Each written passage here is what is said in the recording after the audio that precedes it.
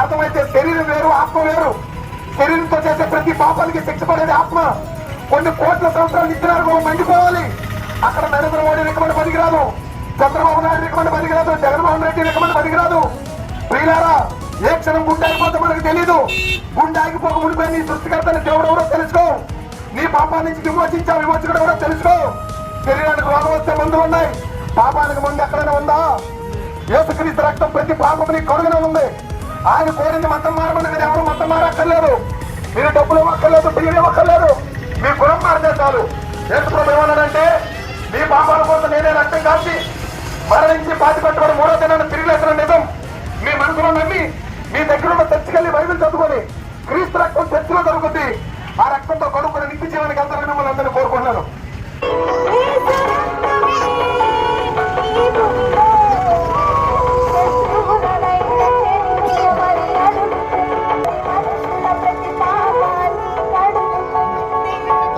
ప్రయోగిస్తూ స్వాతంత్ర్యాన్ని తీసుకొచ్చిన ఘనత గాంధీ మహాత్ముడు. మహాత్ముడు అనే పేరు వెనకాల ఆయనకు స్ఫూర్తి ఎవరు అంటే ప్రభువైన యేసుక్రీస్తుల వారు. ఎన్ని సంవత్సరాలు బతికినా కూడా తీసుకుపోయింది ఏది లేదు. వచ్చేటప్పుడు దిగంబరంగా వచ్చాం, పోయేటప్పుడు దిగంబరంగా పోతాం. ఒక్క బంగారు కూడా పెట్టారు. ఆ స్వాములు భూస్వాములు వెళ్ళిపోయారు. ఎవరికండి ఈ లోకం శాశ్వతం? ఈ లోకం అశాశ్వతం. కాబట్టి శాశ్వతమైనటువంటి ఆ లోకం నీకు కావాలా అయితే యేసుక్రీస్తు వారి దగ్గరికి రా. యేసుక్రీస్తు వారి రక్తాన్ని స్వరక్షకుడిగా అంగీకరించు. ఆ రక్తాన్ని మందుగా స్వీకరించు. నీ ప్రతి పాపం నుండి, నా ప్రతి పాపం నుండి కలగగలిగినటువంటి పవిత్రమూర్తి యేసుక్రీస్తు వారు. కాబట్టి క్రీస్తే మార్గం, క్రీస్తే మోక్షం, క్రీస్తే సర్వోన్నతమైన మార్గం. కాబట్టి కానీ ఇది ఎంతవరకు వాస్తవం, ఇది ఎంతవరకు నిజం అని మనము ఎవరికి అడిగితే నిజమైన సమాధానం దొరుకుతుందంటే బ్రతికిచ్చిన దేవుడికే ఈ ప్రశ్నలు లేదా ఈ యొక్క విషయాన్ని మనం అడిగితే, ఒకవేళ ఆ బ్రతికిచ్చిన దేవుడు ఎక్కడున్నాడా పైన ఉన్నాడా అని మనం అనుకుంటామండి. ఎక్కడో కాదు, ఆయన ఇచ్చినటువంటి ఒక గ్రంథం, లిఖితపూర్వకమైనటువంటి ఆధారాలు ఉన్నాయని. ఏమని అంటే ఆయన అంటున్నాడండి, చనిపోయిన తర్వాత బ్రతుకు ఉంది. ఎలా బ్రతుకుంది?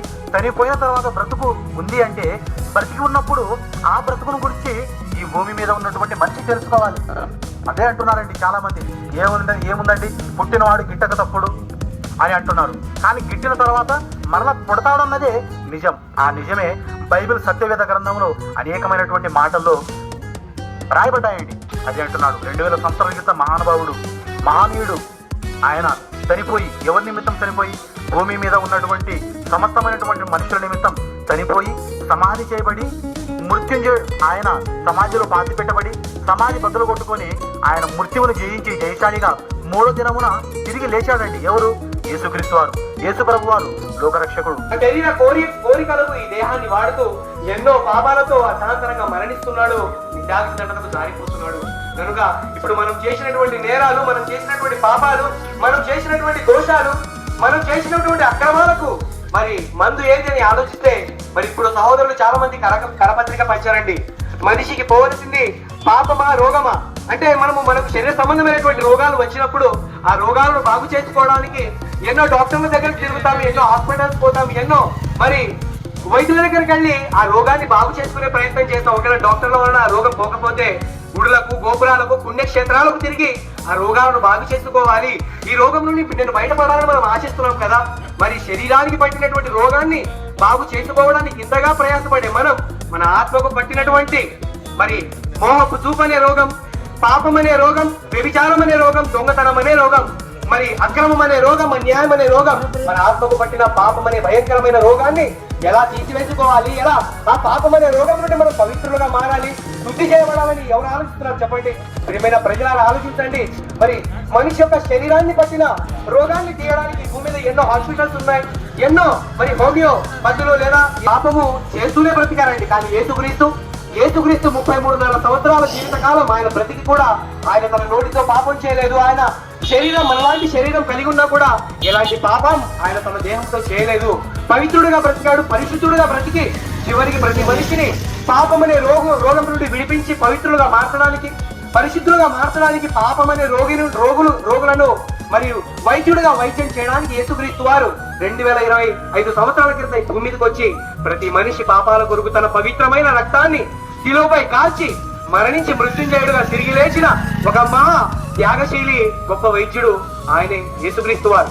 కనుక మనమందరం కూడా యేసుక్రీస్తు వారిని నమ్మగలిగితే, ఆయన మన పాపాల కొరకు మరణించాడు, మృత్యుంజయుడుగా తిరిగి లేచాడు మనం విశ్వసించగలిగితే, ఖచ్చితంగా మన పాపాలు మనం కడుగబడి పరిశుద్ధులుగా వారి ముందు చెప్పిన విధంగా మనమందరం కూడా స్వర్గానికి యోగ్యులుగా, పరలోక రాజ్యానికి యోగ్యులుగా మనం మారడానికి యేసుక్రీస్తు వారి ద్వారా దేవుడు ఒక గొప్ప అవకాశాన్ని ఇచ్చాడని మరి ఈ విధంగా మీతో చెప్తూ మరి నా మాటలు ముగిస్తున్నారు. నిన్న ప్రతి ఒక్కరు కూడా యేసుక్రీస్తు వారు ఎవరు, ఆయన ఎందుకు వచ్చాడు, ఆయన రాకలోని పరమార్థం ఏంటి అని ప్రతి ఒక్కరు కూడా ఆలోచించి ఒక మంచి నిర్ణయం తీసుకోవాలని కోరుతూ మరి ఈ గ్రామం కొరకు ప్రార్థన చేయవలసిందిగా మన మధ్యలో దైవజనులకు మరి జయరాజ్ సార్ గారికి ముందున్న సమయాన్ని అప్పగిస్తుంది.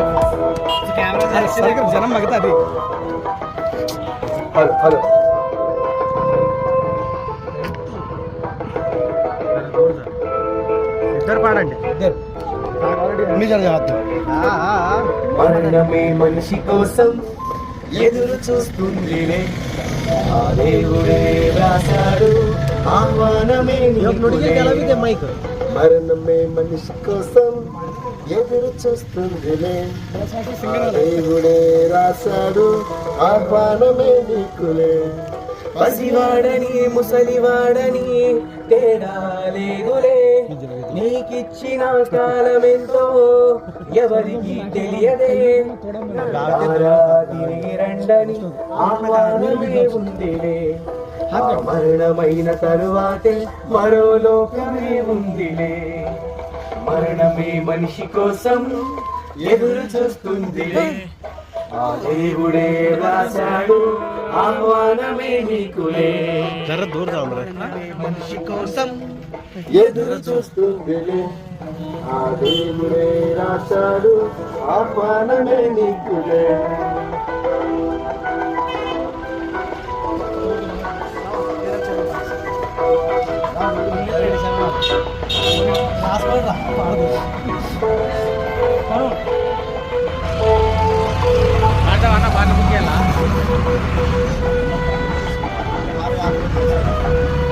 తన శవము చూస్తే అగ్నిలో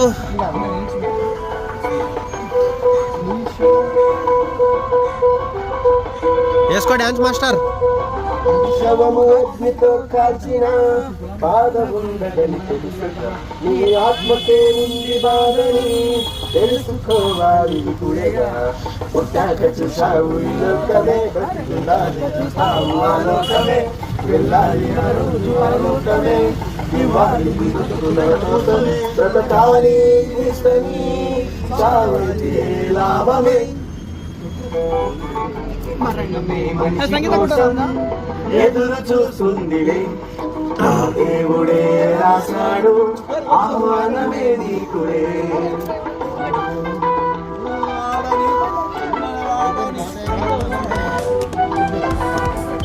ఈ 60-70 సంవత్సరాల ఈ జీవిత కాలంలో మనకు దేవుడు ఇచ్చినటువంటి తాత్కాలికమైనటువంటి పరీక్షా జీవితం అండి ఇది.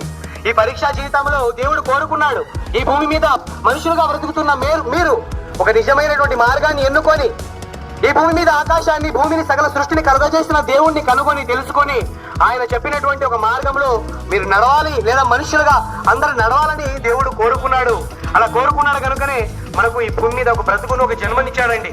కానీ ఈ భూమి మీద పుట్టిన ప్రతి ఒక్కరు కూడా రేపు చచ్చిపోతాం కనుక తినాలి, రేపు చనిపోతాం కనుక తాగాలి, రేపు చనిపోతాం కనుక ఇక్కడే అనుభవించాలి, సకల సుఖాలు ఇక్కడే అనుభవించి చచ్చిపోవాలి. చచ్చిపోయిన తర్వాత ఎవరు చూశారు స్వర్గం ఎక్కడ ఉందో, నరకం ఎక్కడుందో ఎవరు చూశారు అని చాలా మంది మరి వ్యంగ్యంగా వెగతాళిగా మాట్లాడేవారు కూడా సమాజంలో ఉన్నారు ప్రియులారా.